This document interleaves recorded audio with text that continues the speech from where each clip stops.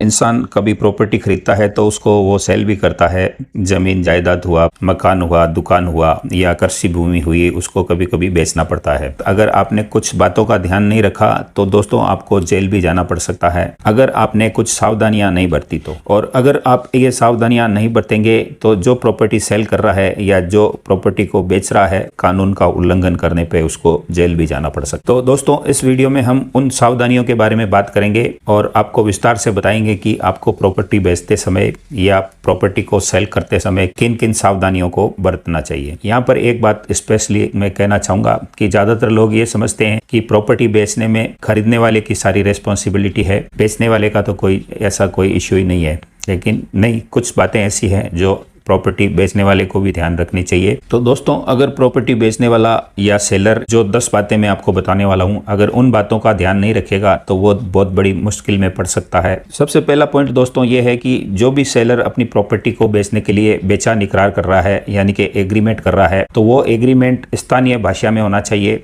उस भाषा में होना चाहिए जिस भाषा को सेलर समझता हो। इसके अलावा दोस्तों जो भी आप एग्रीमेंट करा रहे हैं उन पे 2 गवाहों के साइन होते हैं। तो आपको प्रॉपर्टी को बेचते वक्त ध्यान रखना है कि 2 गवाहों में से एक गवाह बेचने वाले का हो, विश्वस्त हो और उसका जानने वाला हो, और दूसरा गवाह जो पार्टी खरीद रही है उसका गवाह हो। इसके अलावा दोस्तों जब भी आप एग्रीमेंट करने जाते हैं, सेल एग्रीमेंट बनता है, तो उसके एक एक पॉइंट्स को रीड कर लेना चाहिए और रीड करने के बाद ही उस पर सिग्नेचर करने चाहिए। दोस्तों दूसरा पॉइंट यह है कि जब भी आप प्रॉपर्टी को बेचते हैं तो खरीदने वाला आपको कोशिश करता है कि ज़्यादा से ज़्यादा अमाउंट चेक से दे या ऑनलाइन पेमेंट करे। तो इसमें स्पेशली बेचने वाले को ये ध्यान रखना पड़ेगा, जो पार्टी आपकी प्रॉपर्टी को खरीद रही है आपको उसी के बैंक अकाउंट से पैसा लेना है। अगर वो चेक दे रहा है तो उसके खाते का, उसके नाम का चेक होना चाहिए। इसके अलावा अगर वो आपके खाते में ट्रांसफ़र करवा रहा है, RTGS करा रहा है या IMPS करा रहा है, किसी भी माध्यम से ऑनलाइन ट्रांजेक्शन कर रहा है, तो आपको इस चीज़ का ध्यान रखना पड़ेगा कि आप जिसको प्रॉपर्टी बेच रहे हैं उसी के अकाउंट से आपके अकाउंट में पैसा ट्रांसफर होना चाहिए। दोस्तों इसमें तीसरा पॉइंट ये है कि मान लो आप जो प्रॉपर्टी सेल कर रहे हैं वो जॉइंट प्रॉपर्टी है, हस्बैंड वाइफ के नाम से है या भाई भाई के नाम से है या बाप बेटे के नाम से है। तो जॉइंट प्रॉपर्टी का मतलब है कि आप उस प्रॉपर्टी के आधे मालिक हैं और आधा मालिक वो है जिसके नाम से आपके प्रॉपर्टी जॉइंट है। जो खरीदने वाला आपको पेमेंट्स करेगा, ऑनलाइन पेमेंट करेगा, तो आपको ये ध्यान रखना है कि आपको जितना पेमेंट वो ऑनलाइन करे उसका आधा पेमेंट अपने अकाउंट में लेना है और बाकी का अमाउंट उसके नाम से लेना है जो आपकी प्रॉपर्टी में आपके जॉइंट है या आपका हिस्सेदार है। इसके बाद दोस्तों नेक्स्ट पॉइंट ये है कि कई बार जब आप किसी को प्रॉपर्टी सेल करते हैं तो जो खरीदने वाले होते हैं वो 2 भाई होते हैं या 2 जॉइंट होल्डर होते हैं। वो दोनों जॉइंट में अपनी प्रॉपर्टी खरीदना चाहते हैं और जॉइंट में ही रजिस्ट्री कराना चाहते हैं। तो जब एग्रीमेंट करने की बारी आती है तो आप सेलर होने के नाते उन दोनों के नाम से जॉइंट एग्रीमेंट करके देते हैं। अब मान लीजिए कि दोनों में से एक पढ़ा लिखा है और एक पढ़ा लिखा नहीं है, तो जो पढ़ा लिखा है वो तो साइन कर देगा,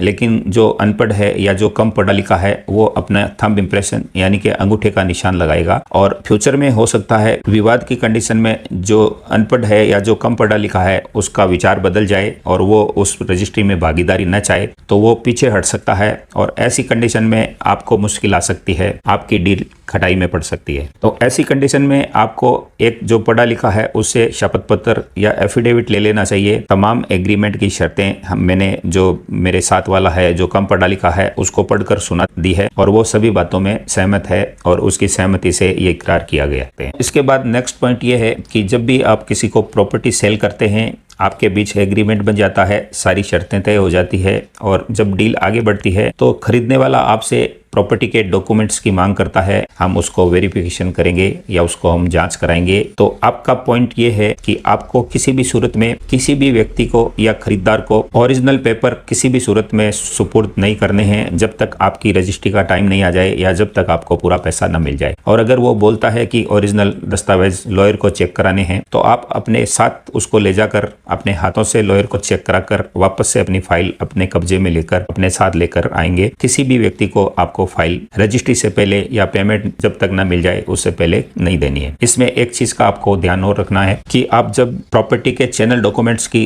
किसी को जीरोक्स भी देते हैं तो जीरोक्स पर भी आपको क्रॉस करके उस पर ये वजह लिख देनी चाहिए कि आपने फला कॉपी किस वजह से दी है और किसको दी है और वो उसका उपयोग किस चीज में कर सकता है। तो ये सावधानी भी आपको बहुत बड़ी मुश्किल से बचा सकती है, किसी भी बड़े विवाद को टाल सकती है। दोस्तों नेक्स्ट पॉइंट की बात करते हैं। वो ये पॉइंट है कि जब भी आप किसी किसी प्रॉपर्टी को बेचने का इकरार करते हैं, किसी को भी प्रॉपर्टी बेचते हैं और उसमें सेल एग्रीमेंट करते हैं, सेल एग्रीमेंट करने के बाद मान लीजिए कि आपने 1 लाख रुपया पेशगी लेने की उसमें भरपाई की है और उसको बेचने का इकरार कर दिया है और अकस्मात उसकी डेथ हो जाती है, मृत्यु हो जाती है, और उस कंडीशन में जब आप उनके उत्तराधिकारियों से पैसे की डिमांड करते हैं तो उनको तो ये पता ही नहीं होता कि इन्होंने कोई प्रॉपर्टी खरीदी थी, तो वो आपको इनकार कर देते हैं। लेकिन अगर उस प्रॉपर्टी को आप इस मैटर को सुलझाए बिना अगर किसी और को सेल करने की कोशिश करते हैं, किसी और को बेचने की कोशिश करते हैं, तो हो सकता है उनके उत्तराधिकारी जब उनको ये भनक लग जाए कि आप ऐसा कर रहे हैं और हमारे पिताजी ने उस प्रॉपर्टी को खरीदने का इकरार किया था और उस पेटे 1 लाख रुपया आपको दिया गया था, तो वो आप पर धोखाधड़ी का केस लगा सकते हैं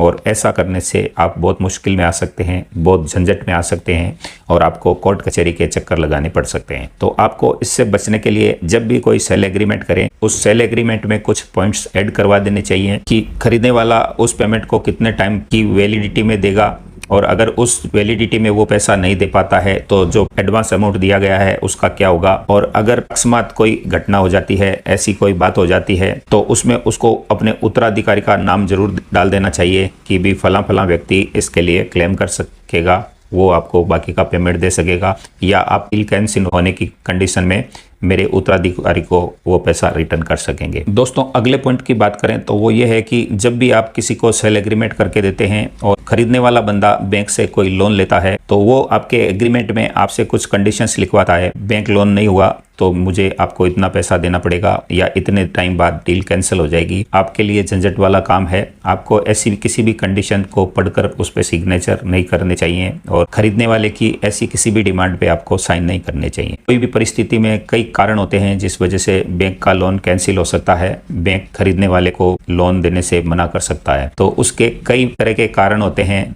कई तरह की पेचीदा स्थिति वहां पर बन सकती है। तो उस कंडीशन में आप अपनी प्रॉपर्टी का एग्रीमेंट करके फंस जाएंगे, न तो आप पार्टी को बैंक लोन होगा, न वो आपको पैसा दे पाएगा और न आप किसी और अन्य को बेच पाएंगे। दोस्तों, हम नेक्स्ट पॉइंट की बात करेंगे कि मान लीजिए आपने किसी भी व्यक्ति को अपनी प्रॉपर्टी बेचने का इकरार किया है और वो 2 लोग मिलकर, जैसा कि मैं पूर्व में बता चुका हूँ, अपना एग्रीमेंट कर चुके हैं और वो दोनों व्यक्ति एक साथ अपनी ज्वाइंट रजिस्ट्री कराना चाहते हैं। तो जिस दिन आप रजिस्ट्री कराने सब रजिस्ट्रार के ऑफिस जाएं और जब आप वहां पर पाएं कि आपने जिन 2 लोगों के नाम से एग्रीमेंट किया था उनमें से एक व्यक्ति तो ओरिजिनल उपलब्ध है, लेकिन दूसरे व्यक्ति की जगह कोई तीसरा व्यक्ति उपलब्ध है और वो फला व्यक्ति की पावर ऑफ अटॉर्नी लेकर आया है और उसके अधिकार के तहत वो अपने नाम उस प्रॉपर्टी को करवाना चाहता है। आपने जिन लोगों के नाम एग्रीमेंट किया था, दोनों लोगों से इस बात की तस्दीक कर लेनी चाहिए और जो आदमी जिसके नाम से पावर ऑफ अटॉर्नी लेकर आया है उस पावर ऑफ अटॉर्नी होल्डर से उस व्यक्ति के बारे में डिटेल लेकर उससे ये पूछ लेना चाहिए कि क्या उसने इस व्यक्ति को पावर ऑफ अटॉर्नी जारी की है। अच्छे तरीके से संतुष्ट होने के बाद ही आप उस रजिस्ट्री के लिए हामी भरें,